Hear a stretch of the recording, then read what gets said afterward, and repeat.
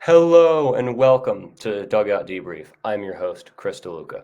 I'm once again, as always, grateful to be hosting Boone Broadcasting's one, first, and only baseball-centric podcast. Hey, look, I'm in a great mood. I got my Steelers jersey on because they are 3-0, maybe even 4-0. Will they stay like that after the second half of the season? That's a conversation for another show that airs on Sunday evening. I got my Dodger banner behind me. We are not in the best spot right now, but you know what? I'm still holding out confidence of our performance in October. So, fall. Finally, it is fall. You know what that means? Competitive baseball. You know what makes teams competitive? Elite players. And do you know what elite players get? Awards. Today is our awards projection episode. And yeah, I'm going to go get into it. I don't really think there's much of a need to discuss the um, structure of the show because I've already kind of went through that. We're already in episode 3. So I'm going to go start with my news of the week, and we're going to go start with David Bell. He was fired by the Cincinnati Reds last week, excuse me. And look, I didn't realize how long he's actually been there. So he inherited a really, really bad 2019 team. There was not many bright spots. A lot of people had down years. Joey Votto did not have a great year. The Sonny Gray was really their only bright side. I kind of forgot he played for the Reds, to be honest with you. Yeah, they were not good, but he brought a team that was essentially 90 plus losses. I believe like 3 or 4 years in a row, they had either 88 to 90 losses, like boom, boom, boom, back to back, which is, bringing them from that to mediocrity, I think is pretty darn good. And I think anybody who watches baseball consistently, like myself, could say that we were not expecting the Reds to make the playoffs this year. They're a year or two out, and I don't like it. And I kind of heard that he's kind of a Ron Washington kind of guy, at least on social media. I follow this guy on TikTok, who's a former beat writer named Jeff Pearlman, that I 100% recommend you guys to follow. He has some interesting stuff. If you just want to see the inner workings of sports in general, he covered baseball, basketball, football, everything. He's not just baseball guy; he was everything, and he has some great takes on everything, not just sports, but also life too. So, yeah, David Bell. I hope he gets a job somewhere else. I didn't really know much about the guy, to be honest with you. So, I looked into him a little bit just to go and talk about this. But again, this is a person's life. This is a person's livelihood, and now he has to find another job, and that's scary, especially today. So, that being said, we're moving on to our second of 3 pieces of news for this week. CJ Abrams, Washington Nationals guy, got demoted. He got demoted for being out at a casino until 8 a.m. And yeah, it's funny to laugh at because they had a game at 2 p.m. and he broke his curfew. But why the heck would you risk your entire career and forfeit $30,000 just to go out and gamble when you could literally just wait a week and a half and do it? Their season ends Sunday. There's 0 point to be going out. You can go out as late as you want. Look, I love having fun too, but there are a million other people that would kill to have his job and be able to do what he does. And that is incredibly frustrating to me that he is willing to just throw that all away for basically a fun night out. And I hope that he makes it back. I hope that having to ride buses for a little bit and stay at Holiday Inns and all that is going to, teach him something. And I always liked him. I was big on him when he was part of the San Diego trade, he's part of the Juan Soto trade, and I was big on him because again, I said that the National won that by a lot. So yeah, overall bad decision, kind of a boneheaded decision on his part. Yeah, so we're moving on to our final piece of news of the week. And it's sad. I'm actually going to do an entire episode on this because it's something that actually I'm very passionate about. I even get a little bit emotional about it. The Oakland A's, their final game will be today at 3:37 Eastern Standard Time, roughly. And I might shed a tear, to be honest with you guys. My dad grew up an A's fan back in the 70s when there were these swinging A's, and I hate seeing it. You hate to see a man or a owner intentionally sabotage a team to the point. It's literally like the movie Major League. And like I said, we're going to cover this a little bit more, but I kind of want to just voice my frustration a little bit about it on the show right now. Overall, the big thing to highlight about the A's relocation and just the entire situation in general is that there's no financial plan in Las Vegas. There's basically just blueprints, which are worth as much money as the paper that they're written on. There's no financial plan. The mayor even said that she doesn't even know if they're going to have space or be able to come to an agreement. Supposedly they're going to be in Sacramento for 5 years, and how true that is, we'll see. I think they could be there for a lot longer. I do not think that there is really any long-term plan overall. Um, Fisher really just literally is like the owner for Major League. He just wants to tank the team, and it's just so incredibly frustrating to see that. And look, I get that Oakland politics are not the best. I understand the situation that the city is in right now financially. I understand that the Coliseum is an unplayable stadium. It is falling apart. It's dilapidated. It has been bad for a long time. And overall, it makes me sad. There is so much, this team has so much legacy. And in my opinion, despite the fact that they have been in two other cities before, Philadelphia and Kansas City, I just don't think that they will be the Oakland A's. They will no longer be the Oakland A's. They'll also no longer be the A's, because that team dies when they leave the Coliseum this afternoon. And it really, really makes me sad. But overall, I'm trying to at least be a little bit positive. I'll be watching it. A lot of people will be watching. I'll be watching with my dad, and we're going to be watching it together. And yeah, there's really not much can be said. I'm going to do an entire episode on this because this is something that I'm pretty passionate about. Overall, I'll just kind of summarize this by being, Manfred, do better. You enabled this. This is your fault. Yes, you have made some good decisions like the pitch clock and making bases bigger. The way that you handled this, the way that you responded to the reverse boycott by just saying, "Oh, they got normal attendance for once." You are a horrible, horrible commissioner, and you are an insult to the game. You are a complete insult to this game of baseball for enabling John Fisher to penny pinch, destroy his team, and break the hearts of an entire city, an entire fan base. I just want you guys to know, you can make fun of them all you want for not being good and for how they intentionally just blow everything up every couple of years. Imagine if it was your team. I'm not even an A's fan, but imagine if it was your team. Just think about it, regardless of what sport you like the most. Imagine your team leaving their home city. So, with that being said, we're going to go to a little bit happier things to talk about, because this is the award projection ceremony or show. So, AL Rookie of the Year. Excuse me. Sprite is making me burp. AL Rookie of the Year, I am going to give that to Luis Gil. He has been a really, really solid number two guy in that Yankees rotation. That's really what they've needed, is a guy like him. So, yeah, 3.37 ERA, 166 Ks, and almost a 4 FIP, which is almost a whole, a whole number average over the average rather. So, yeah, Luis Gil, I think that if he can continue his solid performance, he can be a really good number two guy in the playoffs once the Yankees get there. He's kind of filled in for guys who have not been that great, like we talked about last episode. Carlos Rodon, Nasty Nestor, not looking so hot this year. So, we'll see. I think that he makes up for it. But next, we're going to go to the more closer or flashy ones. If we're going to say that, we're going to go to the NL Rookie of the Year. And I'm going to say I think Skeens gets it.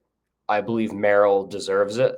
I believe Merrill deserves it because he is an everyday guy, and pitchers can't physically be everyday guys. I will say Skeens is better for the game. He's flashy. He's got that swag. He's out there, with his girlfriend on the Mon or the Ohio. I can't remember what he was on. Allegheny was one of three. Out there on a boat, with Livy June, and doing, just showing everything off. You see him on the mound. He's embarrassing veterans. He's sitting there. When there's a close call and he doesn't like it, he just smiles at the umpire. He doesn't do anything. He doesn't go like, "What the heck kind of call was that?" I mean, we're a PG show. We're not going to say what they really say. He doesn't do that. He just kind of goes when it's a close one. He doesn't like it. He's got the swag. He's great for the game. He's great for the game overall. Not much to be said about him. We've talked about him before. I can't wait to see this guy in person. I'm hoping to. Hopefully I can go up, make my way to PNC Park again and see him play in person. If I can afford those tickets, I might have to go take out a loan. But yeah, so I do credit Merrill. On the other hand, I do credit him for the Padres surge recently. He's really helped out with that. That's why overall I would personally give it to him if I was, the god of giving baseball awards or whatever. But yeah, Skeens, great for the game. I think he does deserve the award. I'm not taking anything away from him, but I would give it to Jackson Merrill. We're going to go to the relievers now of the year. Used to be called the Rolaids reliever. I think the American League one's Mariano Rivera, and I could not tell you what the National League one is. This is not a Rolaids ad, by the way. We're a bit young to need those yet. AL reliever of the year, not much to say. Emmanuel Clase, sub 1 ERA. He's at like 0.93, 0.98. He's almost at 50 saves. He's incredible. I think if the Guardians are leading in a postseason game within the 8th inning, it's pretty much a lock. So that's, again, they're just going to need the bats to get them there. But yeah, I'm really happy to see Clase at this level. He's basically a future Hall of Famer already. He's borderline. I would say I would consider voting for him already just because of his performance the past few years, especially because closers do not have a very long lifespan normally, as we've seen with like Craig Kimbrell, for example. We've talked about him too. NL reliever of the year is a little bit more complicated to answer. I sat there, I pondered on it for a while. I went with Ryan Helsley. I know you guys might disagree with me. And please come at me in the comments if you have anybody that's better in the National League. Personally, I think he kept the Cardinals in games despite their best efforts. Sorry, Cardinals fans. Despite their best efforts, despite their best efforts, he kept them in games.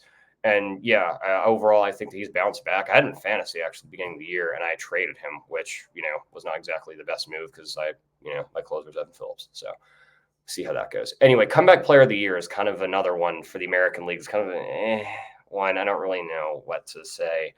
I went with Tyler O'Neill. Again, it's close because there's not really many players who really just came roaring back in the American League. He has like a 2.6 WAR. He was absolutely atrocious last year. Like he was comically bad.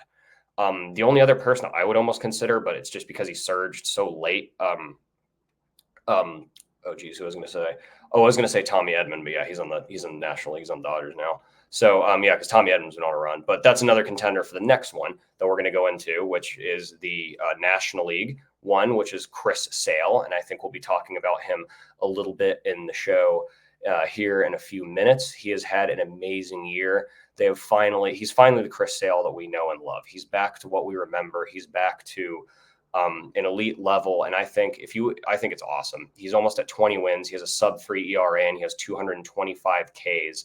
And I just absolutely freaking love it. We'll be talking about him for another piece of hardware soon. Anyway, next for the American League Manager of the Year, this is a guy that I freaking love. We've already talked about these Cleveland Guardians. It's Stephen Vogt. It is a guy who is sitting there crying after a game after a comeback because of how emotional, how much he loves his guys. He loves his players. And I love it. I love that mentality. That is a winner's mentality. When you get emotional because of how much you are close, how much you love your team, I love it. I love it. I love it. I think that he's 100% deserving of this award. I hope they give it to him. I know that there's guys, other managers who are in contention for. I know the Royals manager, I can't remember now off the top of my head, is another contender for it, but I would give it to Vogt personally, just because he's a personality guy and a baseball guy, and that's what you need to be a great manager. Next, National League Manager of the Year, and this one's a little bit less in question. It's a guy that we've talked about before. It's a guy I'm really big on, guy who got a late start, proof that you can do anything at a later age. He was obviously still involved in baseball, but he got his first managerial position at the age of 62, I think, 60, something like that. So it is Pat Murphy. It is the man who replaced Craig Counsell in Milwaukee. And guess who is going to be playing in October? Pat Murphy's team. It will not be Craig Counsell's team. This is not a shot at Craig Counsell. Craig Counsell is a wonderful baseball mind. But my little prediction is I think that the Brewers are going to be a better team on paper next year than the Cubs. I think the Cubs are going to have to sell off a few pieces. So I 100% get Counsell going there, but I think that the Brewers are going to be a long-term team, a long-term better team. Like I said, we've talked about Murphy before, so there's not much else to say. So now we're getting into the more spicy awards. We'll call it notoriety, I guess. We're going to go to our American League Cy Young Award winner, and I previewed this in my playoff prediction episode when I dropped the idea for this episode. It is Tarik Skubal. He is my American League Cy Young Award winner, and I'm very, very happy to see him finally at his achieving what he needs to be. He dragged those Tigers into October. He has a sub-3 ERA and 221 strikeouts. Again, my only big fear with him is injury. He needs to stay healthy if these Tigers want to have a chance. I think they're basically a lock at this point, but if they want to have a chance, he needs to stay at this level. Next, it is the National League Cy Young Award. And that is a guy that we mentioned before. I gave a little preview of him before. If you would have told me that this man would have won 2 awards in the same year at the beginning of this year, I would have called you crazy. I would have called you absolutely freaking insane. It's Chris Sale. I think he's going to win the National League Cy Young. I cannot believe that. I just cannot. It's unfathomable to think about it. And again, the big thing with him is health. Similar to what Derek Shelton has done with Paul Skeens, limiting his innings, Brian Stitker has done the same with Chris Sale. The need to limit innings is crucial for these kind of guys who get injured a lot or flamethrowers. It's crucial. I think that Chris Sale gets the Cy Young, and now we're going to have our last 2 awards. We're going to go to I think that it's pretty much that question, both of them. The American League MVP is going to be Aaron Judge. Aaron Judge or Arson Judge, if you ask Bob Nightingale. If you know, you know. If you're chronically online or chronically on Twitter like I am. 56 home runs, 10.4 WAR, slugging almost 700. He's incredible. He's so incredible. Like we said last episode, he basically eliminated his arch rival. He's what a captain needs to be. He is what a Major League Baseball captain must be, and he's what a Yankee captain needs to be.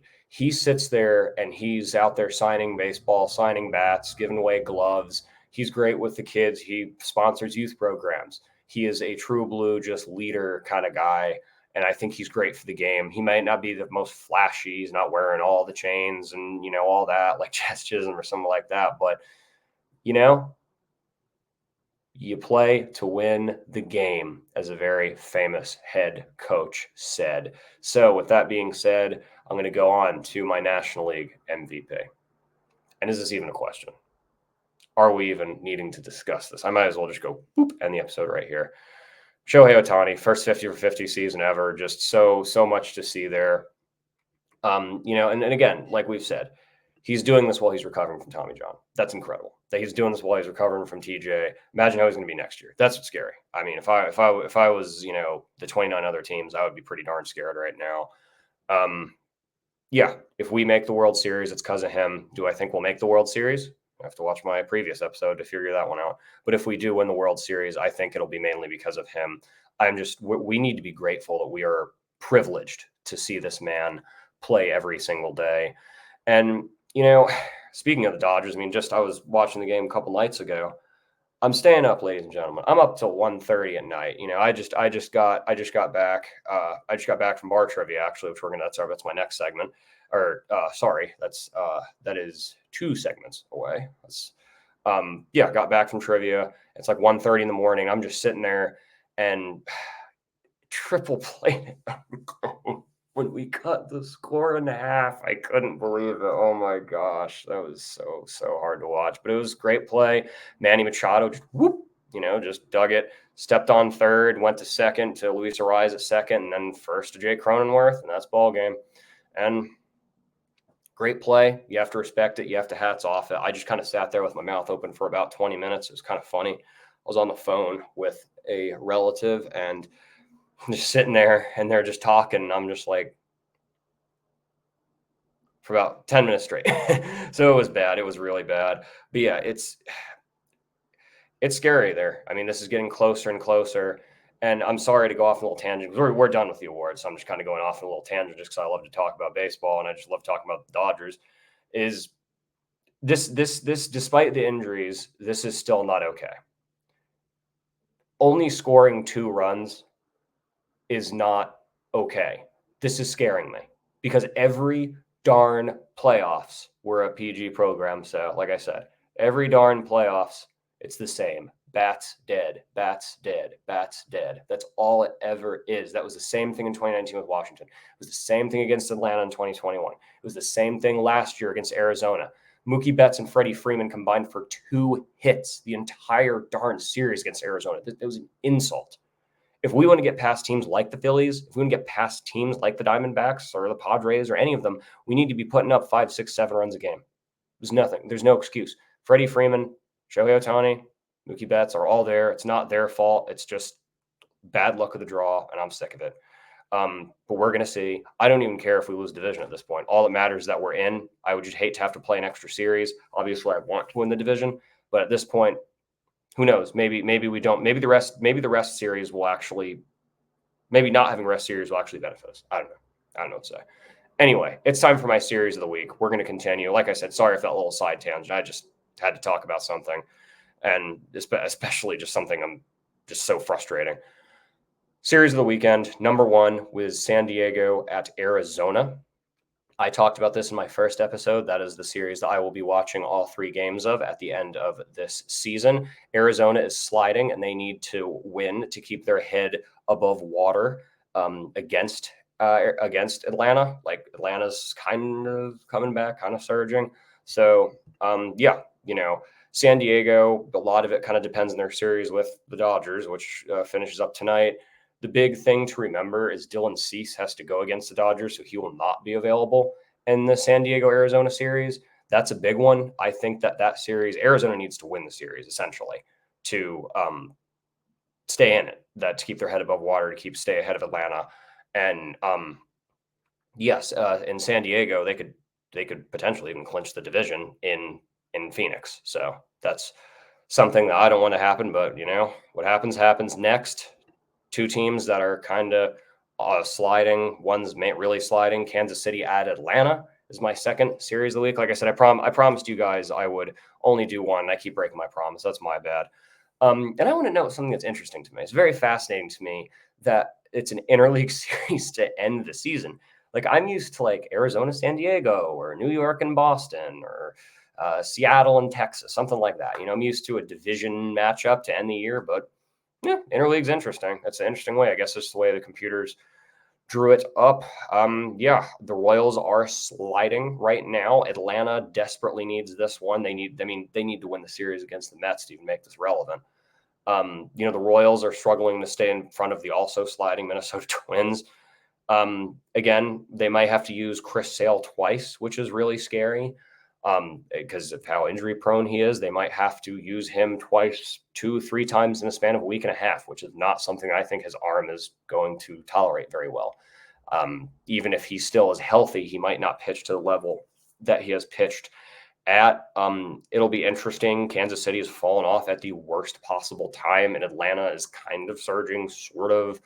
But again, they really need to win the series versus the Mets to even make this relevant. So those will be the 2 main series I will be watching.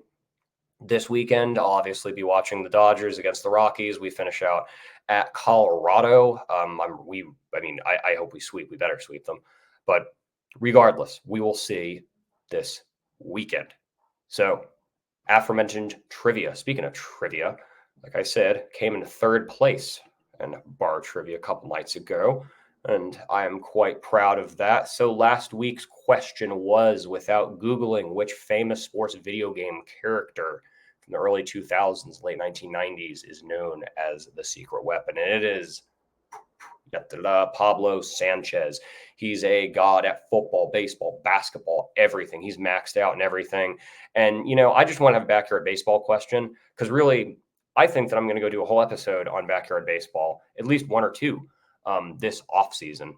So again, if you have any ideas for off-season episodes, please let me know. I would love it if you would let me know. With that being said, this week's question is pretty simple, but maybe might trick you.